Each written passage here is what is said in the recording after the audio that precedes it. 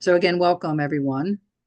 This is our information session on Women's Way New Strategic Plan. I'm Diane Corman-Levy, Chief Disruptor of Women's Way. As people join us, I just want to inform you that we love to hear your comments, your reactions. So put your comments and reactions in the chat box. We also, after our presentation, which will take about 40 minutes or so, we will have time for Q&A. So we want to save all your questions for the end of the presentation, but if you have a burning question that you just have to write, put it in the Q&A box, and we will make every effort to answer all your questions during this session. So let's get started. Like I said, I'm Diane Corman-Levy, Chief Disruptor of Women's Way, and I'm really delighted to share our newly launched strategic plan that will serve as our roadmap in the months and years ahead, guiding and strengthening our fight for gender equity. And boy, do we need this more than ever right now. Our strategic plan builds on nearly 50 years of advocacy at Women's Way while integrating the wisdom and insights we've gained by working alongside our partners and community over the past 8 years. So since I started here in 2017, this past 8 years was a time of experimentation and iteration, as well as deep learning from our community made up of practitioners, nonprofit leaders, advocates, funders, donors, policymakers, and gender oppressed individuals. And we have learned a lot, and we are still learning about how to advance deep gender equity and liberation. So I first would like to share some of these learnings that informed our new strategic plan. By the way, we are recording this. So for some reason you have to leave early or people would love to hear this, we will have this recording for people to share after this session. So since the beginning, we have always had those most oppressed by systems of exploitations really sitting at the table with us, co-creating strategies, theories of change, and forming our program design. So we've learned a lot from women with lived experiences. And the things that we've learned is that they hold the solutions to building wealth for themselves and their communities, and that they have a broader sense of wealth that includes material wealth and resources, but also qualities and experiences that can connect them to a sense of dignity, well-being, and expansiveness for themselves, their loved ones, and their communities. We learned that we must center the experiences and stories of those marginalized by oppressive systems in the co-creation of new equitable frameworks if we are ever to achieve gender equity. We also listen a lot to our practitioners, providers, grantees. And from practitioners and our grantees, we learned that many of them lack a deep understanding of equity. Specifically, what is it? How do we advance it? And how do we measure it? We've learned that they often work in silos with little opportunity for collective learning and action, and that programs and services predominantly address symptoms of gender inequities rather than root causes, and that the best type of investment is multi-year general operating support. From funders, we learned that they often prioritize short-term solutions and symptoms over systemic transformational change, and that equity-driven long-term investments are essential if we are ever to achieve gender equity. We also know that advancing gender equity requires multiple levels of transformation at the individual, interpersonal, institutional, and systemic level. So it's a very complex initiative. It takes long-term investment, long-term strategy. It takes iterations, learning, adaptability. So we've learned a lot. So we've used our learnings and all the impact we made over the last 8 years, all our experimentation and testing, to engage in a year-long strategic planning process that began in fall of 2023. So this shows you kind of what was the process of creating this new 3-year strategic plan. So we engaged with the consultants from Dragonfly Partners, and I strongly recommend them. They did a fabulous job of really co-creating this plan with us, deeply listening to us. And they also work to ensure that they center racial and gender equity in strategic plans. So we engaged with them in the fall of 2023, and then we created a steering committee, which included the board chair and some staff. And we met regularly with Dragonfly to help kind of identify key questions and themes to be answered in the process and to ensure the process stays on track. We then created a strategic planning task force, which included board members and staff. And this task force served as the think tank who did the heavy lifting on content and refinement of the strategic plan draft. And then we worked together. We reviewed, analyzed, brainstormed, and created a draft strategic plan that we then shared with 3 stakeholder groups to really get their feedback. And the stakeholder groups included some of our grantees, major donors, advisory members of the Gender Wealth Advisory Board, research advisory members, and some program participants. They gathered in focus groups to reflect on key themes, questions, and the draft version of the strategic plan elements. And then, of course, we engaged our full board of directors, and we periodically provided input. They periodically provided input into the strategic plan draft, of course, then reviewed it and voted to adopt the plan at the end of the process. So we actually, the board formally adopted it in the winter of 2024, and now we're so excited to actually launch this new plan in January of this year. So let's dig in. I think that's what you're all here for, right? So what's new in our strategic plan? A lot. We updated our vision and mission statement. We have a refined theory of change, which is laser focused on root causes. We have a revised core values and guiding principles and 5 new strategic pathways. So we'll talk about each of these throughout the presentation, during this presentation. So a vision statement. This is our vision statement, and it's our starting point, what we dream of when we envision the future, the world we want to see. And I bolded really 4 words here because we really want to have a region where everyone, particularly those impacted by gender inequities, has security, dignity, freedom, and joy. This can look like a wider community that comes together to ensure access to abortion and gender-affirming care, the opportunity to grow a family and not sacrifice a career. It can look like post-incarceration resources to stabilize reentering citizens. So this is our starting point. So how do we get here? And I know this is kind of a busy slide, but this is our theory of change. And I love theories of change because this is what it would take to realize our vision. So just summarizing this graphic, we believe that gender inequities are deeply rooted in long-standing systems of white supremacy and capitalism. And we must tackle them at the root in order to see changes. We can't only keep treating the symptoms of inequity and not address the root. So to do so, we will invest in narrative change work that will shift conversations about gender and economic equity. And we will also help build the capacity of our partners to lead and invest with equity.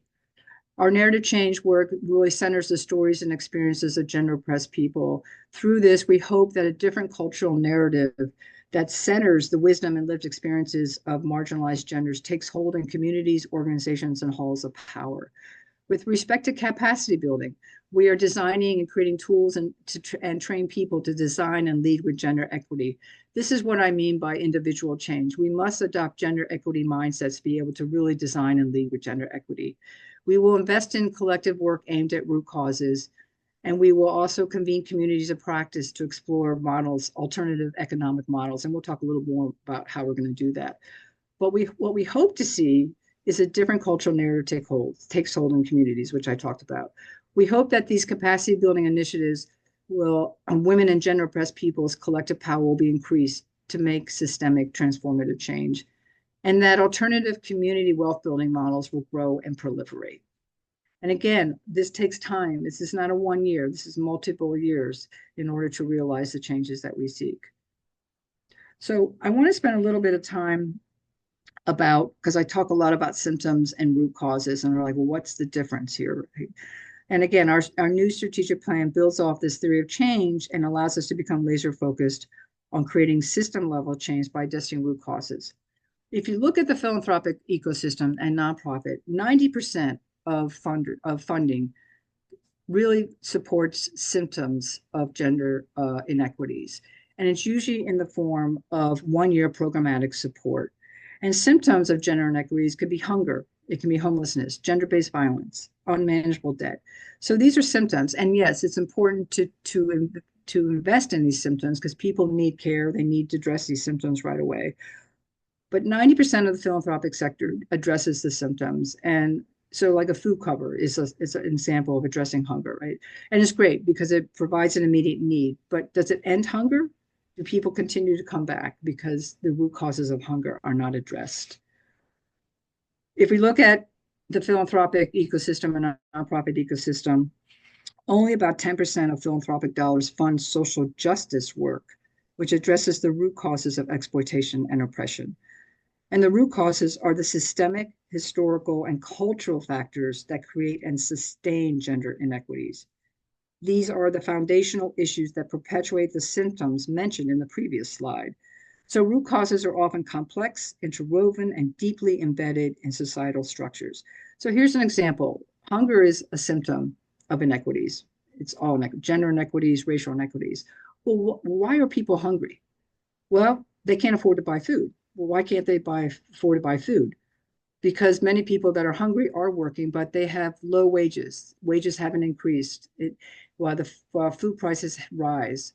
So as corporations continue to suppress wages, people cannot afford to pay for food. At the same time, there's a lack of a social safety net with which guarantees basic human rights without barriers. And we already see this new administration trying to dismantle our entire social safety net. So these feed into why people continue to be hungry and suffer from hunger. But why are wages always low and stagnant? Why do we not have a social safety network? It goes back to our economic system of capitalism, which is based on extracting wealth from the majority, so the minority, top 1%, can hoard huge amounts of wealth. And it's in hyperdrive, our capitalistic economic system, and it's mainly built on forms of wealth extraction that lead to these symptoms. And we argue we have to get to the root causes, or people will continue to be hungry, people will continue to be homeless. So our mission statement, this is why we exist, right? And how we achieve our vision. And of course, it's probably the meat of our strategic plan is how do we do this, right?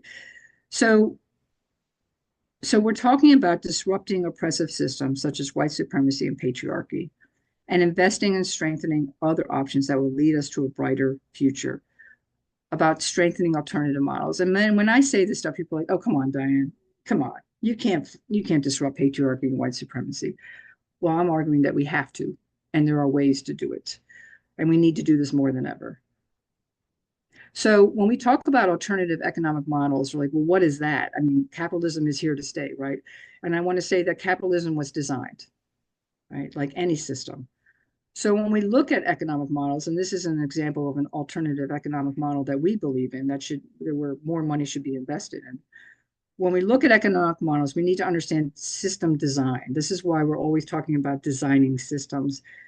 When we design systems, we have to look at what is valued, who is valued, how those players are to be protected. All this takes form in a set of simple elements that create the architecture of system design. So economic models are shaped by elements seen in the chart. So I want to give you an example of an alternative economic model. Worker cooperatives, worker co-ops, right? These are businesses that are owned and democratically controlled by their workers. The design elements that you see on the left part of the chart, purpose, ownership, profit distribution rights. I'm going to just go over briefly what they are and how they compare to a capitalistic kind of business.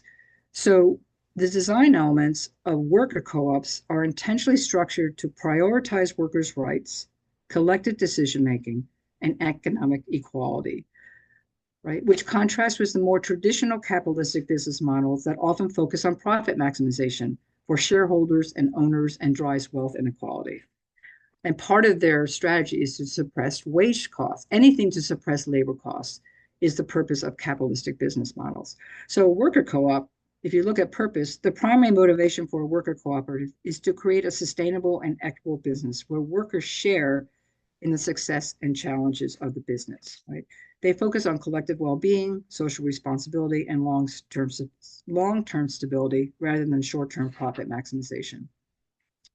If you look at ownership, in a worker co-op, ownership is typically shared equally among workers. Each worker usually holds one share in the business, regardless of their role, right? But in capitalistic businesses, ownership is held by external shareholders, private owners, and the profits are then just distributed to those investors. If you look at profit distribution, profits in worker cooperatives are typically distributed equally among the workers, right?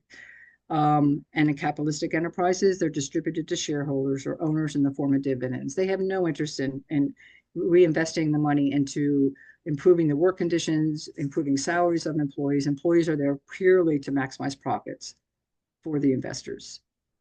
If you look at decision making, worker decision making in worker co-ops is generally democratic. Each worker has an equal say in the decisions that affect the business. In capitalistic businesses, decision making is typically top down, right? And many times employees don't even have any say in how, in any kind of strategic decision making operations, they have no say. So the rights in co-ops, they prioritize workers' rights and they're free to make choices and exercise self-determination. These are things that we all value and agree with. And finally, if you look at workplace environment and worker welfare, they emphasize workplace democracy, equality, and a culture of collaboration. They also tend to care more about the environment. How do we create these businesses so we're not extracting from our planet, which many times capitalistic businesses don't care about, because everything is about maximizing profits at the cost of the health and well-being of our planet and of people. So I just want to give you an example of that. And these are happening all over the country. There's many of them in Philadelphia. There's a national coalition of worker co-ops. This is just one example of an alternative economic model that we believe should grow and proliferate. All right, value statement. So these are the values that will guide our mission.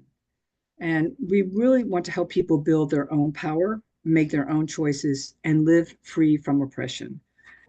We also recognize that people's experiences are shaped by many parts of who they are, like their race, gender, and class, all at the same time. And because of this, we believe you can't achieve true equity for one group, like women or gender oppressed people, without also working toward equity across race and class. It's all connected. So, our pathways. We have 5 strategic pathways. And these are the 5 ways we're going to achieve our mission and hopefully get closer to our vision. There are pathways because they will collectively guide our journey toward gender justice and economic liberation, but are also flexible. And I want to emphasize that. With our current administration, we will need to maintain our flexibility and adapt to emerging challenges. We cannot just say, this is our goal and objective, and we're going to stick to it for the next 3 years without having any space for adapting or responding to what's happening in our current political and social climate. So I'm now going to pass this on to Kelly Sheard, who's our Chief Strategy Officer, and she's going to talk about the first 2 pathways. Thank you, Diane. Okay, so the first strategic pathway, we center those most impacted by systems of oppression. So you'll remember Diane mentioning one of our core values is to elevate the voices of folks with lived experience around economic insecurity. So what this work looks like for us in the next few years is prioritizing the experiences and feedback of folks with lived experience around economic insecurity into our work. So more specifically, we'll be working with our last 4 cohorts of fellows as sort of a testing ground to amplify their stories to inform our advocacy work and also deepen their own journeys with advocacy work through the Speakers Bureau program. So we're transitioning the Change the Narrative Fellowship program, which folks will likely be familiar with. We have a cohort of folks who are in there to learn about narrative storytelling. We're transitioning that program for the next year into the Speakers Bureau, where we'll work with them to develop their stories and develop their advocacy pathways that they elect to do. We'll also be working with partners on a narrative toolkit. So that's helping partners in our network like you leverage the stories and experiences of folks like the fellows and others with experience around economic insecurity. How do you take those stories into your own programs, into your own advocacy work, and how do you let it inform the work that you do? So we'll be coming out with a toolkit to better help you with that skill set. We'll also provide opportunities for fellows and others with lived experience around economic insecurity to serve and develop leadership roles within our organization. So that might look like serving on a committee, um, That might look like being on a task force, just different opportunities for them to get involved more deeply into our work and develop their own sort of professional capacities around narrative storytelling. So that's strategic pathway one. Next slide. Strategic pathway two, we create tools and train people, more specifically funders, practitioners, advocates, policymakers, and grantees, to design and lead with gender equity. For this pathway, you might have been familiar with the Gender Wealth Institute, of which I've provided some leadership over the last 3 years, being a part of Women Forward. The Gender Wealth Institute won't exist as sort of a separate subset of work. It will become our overarching framework for the work, meaning how we talk about and operationalize our programs.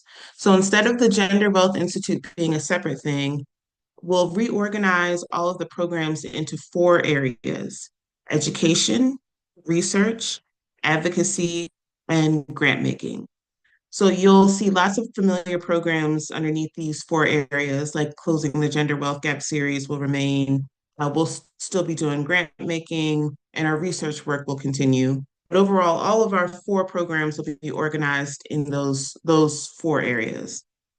We'll continue to develop and share tools related to our gender wealth framework. So the Gender Wealth Framework report just came out, so you can get a better sense of what we mean when we talk about gender wealth, and the way forward for that. We'll also be developing tools that you as partners can use to operationalize that framework and to measure changes in closing the gender wealth gap in your own work. So we'll develop those tools, socialize them, and help you to be able to use them for yourselves. And then we'll also be working strategically with grantees on gender equity design principles, and more broadly with partners in our network in subsequent years. So understanding what we mean when we say gender economic equity, and then how you can implement that into the work that you're doing will be a part of our work moving forward. I think next slide, and then I will pass it on to our other team member, Jess Muslin. Hello, everyone, and thank you, Kelly. Strategic pathway number 3, we're going to invest in collective work aimed at root causes, including strategies that reduce wealth extraction and those that help build individual and community wealth. And we will do this through supporting community-led initiatives that improve gender equity and reduce wealth disparities. So on this pathway, we're looking to design and implement a new grants program, which is the Gender Economic Equity Fund. And that is a 3-year grant program that's going to help grantees strengthen equitable and inclusive care models. We'll be sharing the grantees' strategies, impact, and learnings on our platforms. We'll also be continuing to provide the Immediate Response Action Fund grants to organizations facing unanticipated and urgent challenges. We feel this funding stream is as important as ever, given our current socio-political climate. And finally, we will gradually move our investments to have a 100% mission-aligned portfolio over the next 4 years. And 10% of our investments will support local alternative economic models like the ones Diane mentioned earlier. Thank you, Diane. Thank you, Jess, and thank you, Kelly. I'm going to just briefly discuss the last 2 pathways, strategic pathway 4, which says, as part of a movement ecosystem, we will convene communities of practice to explore models of equitable and inclusive economies, experiment with transforming sites of wealth extraction, and build power with gender and racially oppressed communities. I mentioned that the way the ecosystem is designed, the philanthropic and nonprofit, that we don't have oftentimes opportunities to come together and learn together in forms of community of practices, learning cohorts, which ultimately will build collective power. So we need to unite the region to challenge systems of inequity. And I'm going to argue that we need to do this more than ever, because keeping us divided and keeping us isolated from each other is a part of the strategy of white supremacist capitalism. Because if we're don't work together and we're separate, we have less power. So we're going to do this by forming communities of practice with our grantees to deepen our understanding of how do we best advance alternative, equitable, and inclusive economic models. And we are starting with the care sector because we know that the care sector has a huge impact on the economic security of women and families and gender. When we talk about women, we're talking about gender expansive individuals. We also are going to use and grow our own platforms. So Kelly mentioned the Gender Wealth Summit. We're going to continue to do that every year, and that's a great opportunity for people to come together, engage in these deep conversations about how do we learn from each other, how do we come together, how do we build collective power. And we also want to help connect organizations and individuals to resources and training opportunities to build a more stronger and more coordinated gender wealth ecosystem. So convening has always been a role of Women's Way. We're just going to deepen it, and we're going to continue this work because I think it's a very important part of our work moving forward. And then, of course, Strategic Pathway 5 is, we need to invest in the sustainability and growth of Women's Way so we can build our strength as a convener, educator, and driver of transformational change. And on this pathway, we will grow and diversify our fundraising by leveraging multi-year grants. So if we want to give multi-year grants, we have to raise the money ourselves to do that because we are not a foundation. We are a 501c3. So we constantly have to raise money to give money out. And oftentimes we get one-year grants. We're working very hard to get multi-year grants so then we can give other folks multi-year grants. Of course, growing and investing in our team. We are a team of 7 people, folks, and the amount that's produced from this team is amazing. But I'm going to say they're an amazing team, and we have amazing partners. That's why we need partners. That's how we can do this work and build and that will lead to greater impact. And of course, supporting the board of directors. I don't know if any of them are here today. We have an amazing board of directors. We recruited 10 new board members this past year. They're very engaged in this work at the committee level, and they're really they know how important this strategic plan is, and they're going to do everything to support it to make it successful. And of course, implementing a strategic communication plan with strong branding that positions Women's Way as one of the leaders in advancing gender equity. And I want to do a shout out to Misha Rodriguez, who is the director of communications at Women's Way, and she's amazing with what she produces and what goes out. And I'm sure you see it. Right? So these are our 5 pathways, and again, they're pathways. They're guiding us on our journey over the next 3 years, and we will continue to look at the strategic plan. And is it on target? Do we need to adjust? Do we need to revise it? So like I said, it's an iterative process. So what now? Well, I just said that we need multi-year funding to be able to give out multi-year grants. And we're very happy that we have secured multi-year funding already to implement this strategic plan. So we're very excited about that. We'll be giving out some announcements later this month, hopefully by the end of this month about that. But I just want you to know that we have received some multi-year funding. So we already have people investing in the strategic plan. We are working on creating our 3-year operational plan. So the staff is doing a deep dive on how do we, what are the specific activities, action steps, when are we starting, who's doing what resources do we need? But there will be exciting opportunities for partnership. And like I said, there's new grant opportunities coming up. We're not going to give you details yet. I know Jess mentioned one. And IRAF will continue to stay. And we will continue to share updates and progress. I mean, we want this to be an ongoing conversation. We want you to give us your input, your feedback. This is a collective work. This session today is, yes, we're telling you about our strategic plan, but we want you to stay involved. So this is what you can do before we go to Q&A. This is the last slide. You can explore the details of the full plan, and there's the link to do that. So it is on our website. You can join us at the next week's Closing the Gender Wealth Gap, which is on stability and opportunity. And each of these sessions are going to be addressing one of the dimensions of the gender wealth framework that Kelly mentioned during her presentation.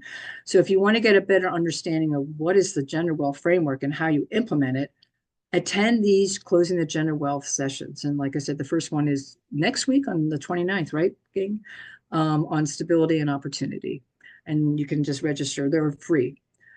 Donate, sponsor, invest in our work. If you're interested, you can donate online. If you want to talk to me more about it, please contact me. I love people talking to me about wanting to donate. So please reach out to me. Follow us on social media. Like I said, Misha and also Caroline Jones, they do great work on just informing people what we're doing, just what's happening in our local region. Join our mailing list. We have great e-blasts that go out, and reach out to collaborate and partner. So everything we do is in collaboration with different stakeholders. So we're always looking to partner with folks. And of course, contact us with any questions. So I know that was a lot, and I'm going to now stop sharing slides and open it up for Q&A. So let's see what questions we have. Do we have some in the Q&A? Okay, I see one. Are there opportunities for partnership with some of us? Yes. Yes, and I chime in anyone. So, I mean, there's a lot of ways to partner. So, like, probably if you haven't done anything with us, it's great to attend some of these, like closing the gender wealth gap sessions. A great way to initially kind of learn how to engage with us is the Gender Wealth Summit that happens every September. So we'll be giving more information about that in the summer. As we build out these communities of practice, there might be opportunities to participate in that. We also are also always looking for people to be part of our panel discussions. So we always have amazing people, whether it's advocates, service providers, funders, policymakers, serve on our panels as well. So we're always looking for great people to partner with us on that. Kelly and Jess, do you have something else to add to that?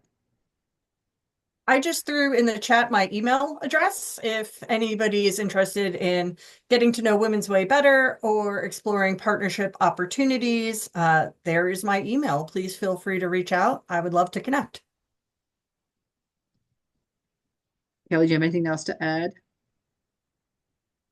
Yeah, just similarly, yeah, I think there'll be plenty of opportunities throughout the framework, education, research, advocacy, and grant making. So just as Jess mentioned, feel free to reach out to her, myself. We're eager to continue to work together with everyone. Absolutely. Yeah, even we have the Gender Equity Designer Program that we're launching with a first cohort of grantees that will be happening this year, but we love to expand that to a lot of folks who care about advancing gender equity. I said, Jess did answer this. We will send the slides and recording following the session, so don't, that will go out to everyone and it will be on I would think, our website. Any other questions? I only saw one. There's a question from Okay. Paula. Paula. Hi, Paula. All right. Given the disruption of DEI right now in DC, can we use the moment as an advantage to Women's Way to assume even more responsibility? Is it an opportunity? I would say yes, Paula. That's a great question. It's a great opportunity to get involved in this work. And if you're not involved, get involved. And if you're not sure how, reach out to us. If you are involved, you can deepen your involvement. We need to mobilize people more than ever. And I think people have gone silent a little bit. And I think people are trying to figure out, what do I do in response to what's going on with our current administration, all these executive orders and the attacks on immigrants and LGBTQ and trans. It's overwhelming, but if our doors are open. If you want to say, I don't know how to get involved, reach me, reach out to Jess. This is the time we need you to mobilize and come together and not be silent. At the same time, I recognize the need for you to take care of yourself.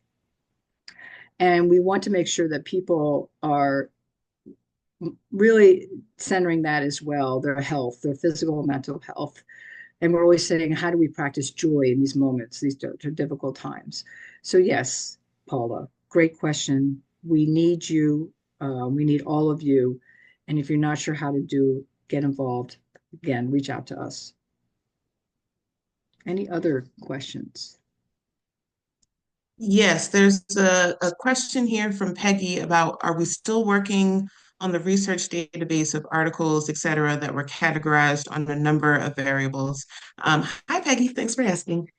So that particular project, as we were continuing to work on it, we ran into some challenges around intellectual property. So like sharing other people's databases and getting it organized. There was some sort of technical things around how we were sharing that were a bit challenging. I do think there's an opportunity for us to share some of that work through our LinkedIn community, which we'll share more about later. I think that's a way to get things out that sort of avoids that trap we were running into. So stay tuned for more information about that from our comms team, but we still have that desire to share relevant information that's timely and useful for folks. We'll just pivot the way that we do it. And we welcome any suggestions of how you can support our work, right? So just feel free to reach out to us. So like I said, this is a work in progress. We have learned a lot. We have a lot more learning to do around this advancing gender equity. So if you have some ideas, feel free to share. We listen to everyone. We want to hear from you. That's one way to get involved. Any other questions, comments? I know there was a lot to digest. I don't see any other questions. Okay. All right. Well, this is shorter than we expected. So like I said, we did record this. We are recording this. We will have this on our website. We will send it out to everyone. So share with others. Again, if you have questions later on or ideas, reach out to Jess or me or Kelly. We want to hear from you. And thank you again for taking your lunchtime to learn more about our strategic plan. And we look forward to continuing this journey together. So take care, everyone. Thank you.